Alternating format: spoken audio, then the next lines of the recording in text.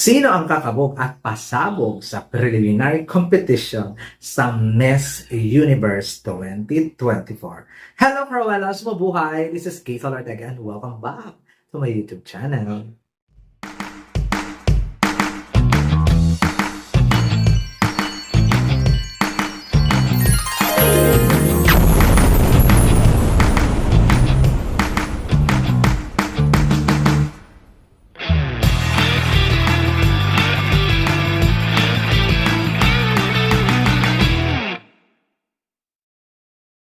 Hello! Kamusta pong lahat? Good morning, good afternoon, good evening. Anong mga oras kayo nanonood sa akin ngayon? Maraming pong salamat.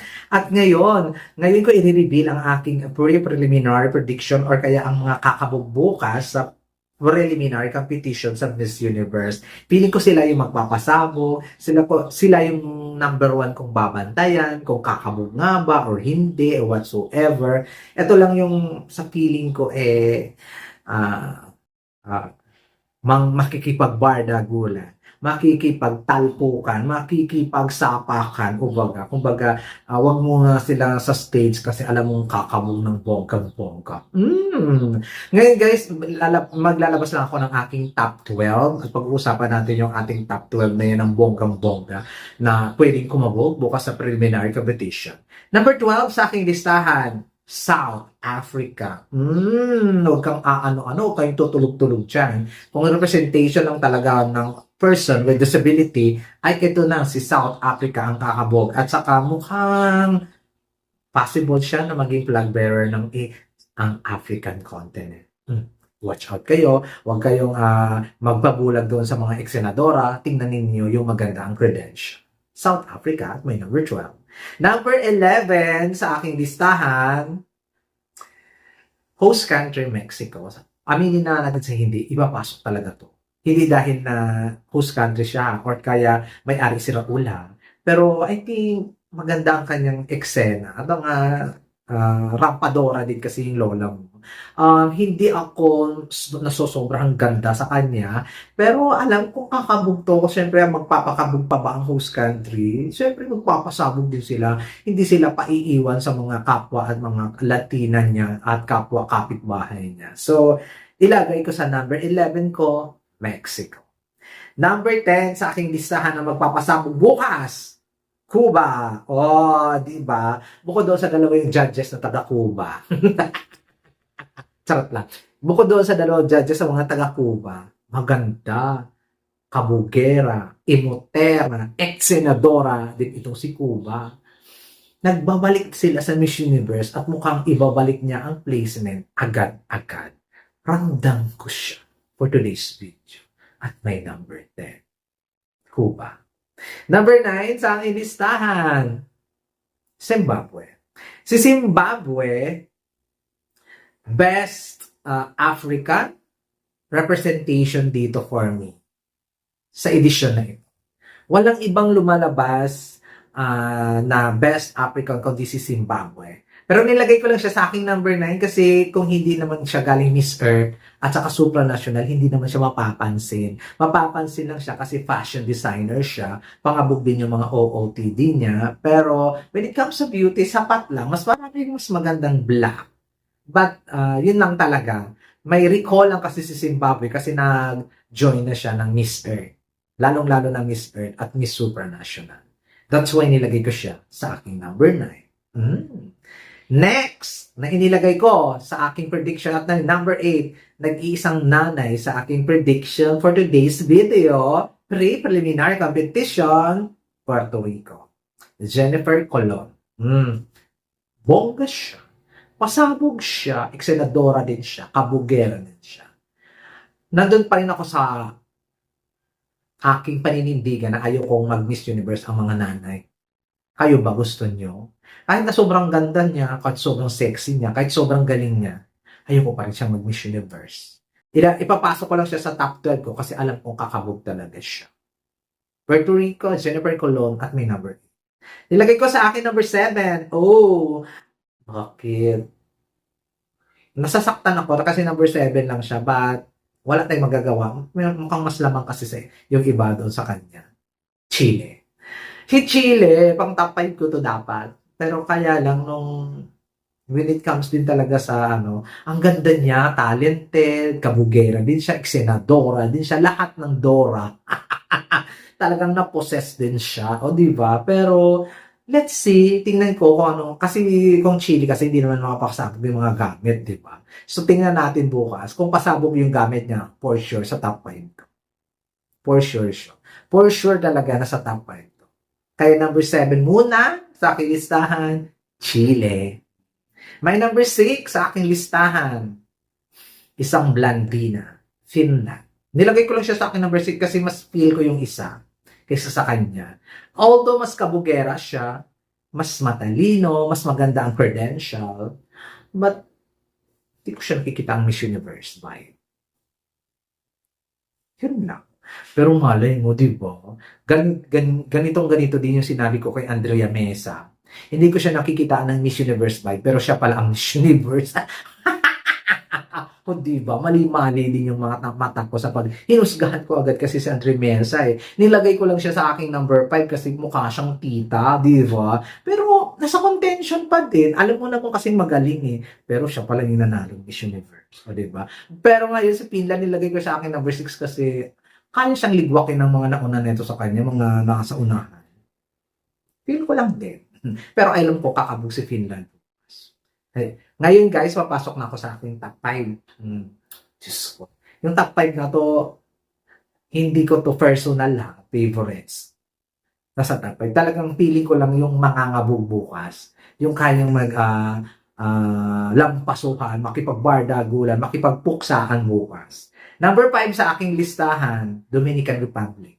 Kahit anong gawin natin, magkabugero talaga siya eh. Exenadora, Lamangera, lahat na lang. Ganun siya eh. Wala tayong magagawa doon. At kahit aminin natin na mukhang attitude problem talaga siya, kabugera siya at saka magaling siya sa competition. Kaya pinag-uusapan siya kasi threatened talaga tayo sa kanya. Pero nilagay ko lang siya sa aking number 5 kasi nga doon sa kanyang background. Pero hopefully, hindi yung totoo. Hopefully, eksena lang talaga siya. And hopefully, kumabog talaga siya bukas sa competition. Sana tsaka ngayon gawin para ilaglag na natin sa prediction. Charot lang. Number 4 sa aking listahan, Denmark. Denmark siya ang representation para sa akin ng Europe region. Gusto ko siya. Nakaka-Miss Universe yung beauty niya, nakaka-Miss Universe yung aura niya, nakaka-Miss Universe yung galawan niya. Yun. That's why, from Europe region, it's Denmark. It's Denmark for me. Ulolo, bet ko lang siya than Finland. Mas queenly siya tingnan. Mas bagay sa kanya yung Corona from Chilwell. Diba? The light of infinity. Diba? Mas bagay sa hair niya. Or mas bagay sa face niya. Parang yun. Denmark at my number 4. Kayo, pa-agree ba kayo? Hay nako, eto na guys ang aking top 3. Mukhang alam naman ninyo kung sino yung top 3 ko dito. Wala nang duda. My number 3 sa aking listahan, it's gonna be Thailand. Naku, Opal. Wala naman tayong pag-uusapan dyan. Hindi na natin pag-uusapan yan at hindi na questionable. Papasok talaga yan sa contention. Papasok talaga yan sa semi-finalist. Papasok talaga. At lalong-lalo na, kakabog siya bukas. Kakabog siya sa preliminary competition. Knowing the organization of Miss Universe Thailand. Walang putyo-putyo sa gamit nila. Walang putyo-putyo at pinag-aaralan talaga ng bonggang-bongga kung paano kumabog sa competition. Tingnan mo, unveiling of crown, pasabog na yung lola mo. Ano pa kayong preliminary competition? Yun talaga. Isa to talaga sa magpapasabog bukas. Watch out kayo kay Thailand. Alam kong kakabog eh. That's why nandyan to sa aking number 3. Ngayon, pupunta naman tayo ato sa ating top 2. Number 2 sa aking listahan, It's pala, hindi Itch. Ano yun? It's Philippines at Chelsea Manalo. Tiwala ako sa kanya. Performance level, wala akong kailangang pagdudahan sa kanya. And beauty, hey, watch out. Ganon. Alam ko kakabog si Chelsea bukas. Nakita ko na yung eksena. Charot lang, hindi ko pwede sabihin. Alam ko kakabog siya bukas. Alam ko marami pa ring magbabash ilalabas ng wardrobe. Pero bahala kayo dyan. Basta ako, sa beauty, performance na i-offer niya, satisfied na. I'm not into the, ano ba yan doon? I'm not into the wardrobe. I'm into the performance and beauty na kaya niyang ibigay sa Miss Universe. Yan, kaya nilagay ko siya sa aking number 2. Siyempre, may number 1 sa aking listahan, walang bias, walang ano, pero hindi questionable. Kung mag-perform siya bukas or hindi, pero pa pero feeling ko, pero pa pa. Tati pa pa. Pakakabog. 'Di ba? Aasa tayo na pangabog siya. Pero kung underwhelming siguro yun, depende na lang. Baka maliligwak talaga siya sa prediction or competition kung underwhelming ang kanyang preliminary swimsuit and gown. Pero knowing her, knowing Tati, kaya niya to. So, preliminary prediction, my number 1, pero. Oh, 'di ba? Kayo guys, sino ang magsha-shine bukas sa preliminary competition? Sino sa mga girls na hindi ko nabanggit dito ang pwede pa mag-shine?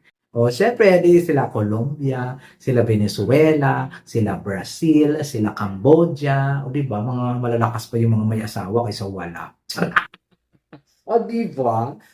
Habang lumalapit yung contention, habang lumalapit yung competition, paliit ng paliit yung circle nila. Pero sa totoo lang, ang hirap ng top 30. Mahirap siya, to be honest. Pero kung usapang top 12, sobrang sikip talaga. As in, masikip siya. Parang, ay, kailangan mo, ay, bakit ganito? Ay, ito pa. Makaganyan talaga. Kaya, sana galingan na lang. Di ba? Galingan na ng bonggang-bongga. Ayun guys, ayan ang aking preliminary prediction. Kayo, sino yung mga hindi ko nabanggit dito na pwedeng kumabog bukas or mamaya sa preliminary competition? Comment down below and inyong violent reaction, ang inyong opinion and views, ilatag ninyo sa comment section. This has been Gaysel Ortega. Paalam. Paalam. Enjoy. I'm so excited na talaga sa prelim.